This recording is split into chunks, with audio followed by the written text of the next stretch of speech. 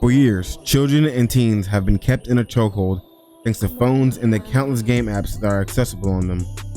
Because of this, it was surprising to see middle and high school students so obsessed with this new item that didn't include any kind of screen. A fidget spinner is a tiny item that exploded in popularity in 2017. When you apply force on it, it is designed to balance on your finger and spin for several minutes. Now, people have already been making tools and toys designed specifically for fidgeting for thousands of years. Rubik's Cubes have been around since 1974, stretch balls have been a thing since the 1980s, and yo-yos have been around since 500 BC. Fidget spinners are just another modern item that belongs on this list. Using a fidget spinner was beneficial for everyone, whether at work, home, or school. It was originally seen as a good toy to have on hand and was meant to reduce anxiety and increase attention. Despite the fact that majority of people only became aware of this item in 2017, fidget spinners have been around since the 1990s. This spinning toy was invented in 1993 by chemical engineer Catherine Hettinger. Now, the history of fidget spinners may not be directly related to the spinning toy Catherine Hettinger invented in 1993 or to the modern fidget spinner, but it was still mostly believed that she was the original creator of the famous toy.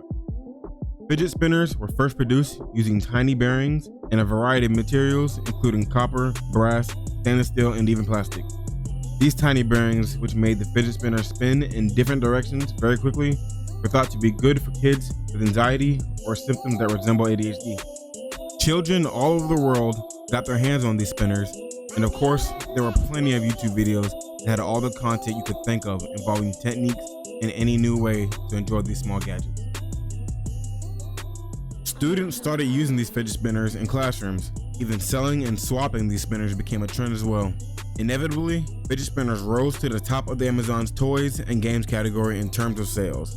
It even came to the point where teachers constantly had to keep taking these spinners away from students due to them being so distracting. The usage of fidget spinners became so out of control that schools decided enough was enough, and before you knew it, they completely banned any kid from possessing one in school. This was the primary cause of the fidget spinner's demise.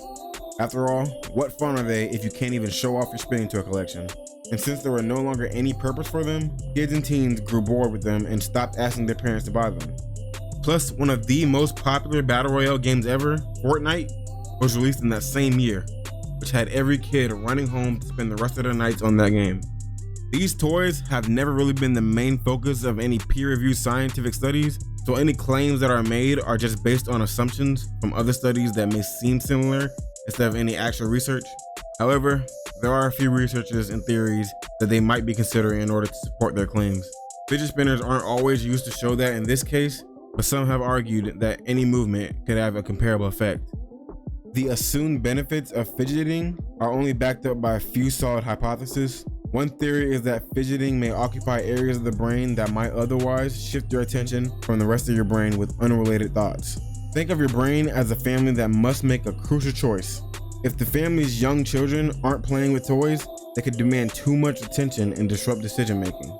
But like I said, this is just an assumption and nothing proven. I chose this subject simply because I was reminded of some of my friends and other peers at a young age who had collections of spinners and were often bragging about their many variants. In my experience with them, I owned a few fidget spinners when they first became popular, but they would always ended up rusting out quickly and started to make loud squeaking noises while they spun. So I kinda lost interest in them after realizing how short-lived they were. In conclusion, fidget spinners were always just a toy at the end of the day. I doubt it was ever expected to last long because I'm pretty sure it was never expected to blow up as big as they did. There was no real impact that it gave to any culture or society. All it did during its time was distract students for a few months until they were banned. What was that now?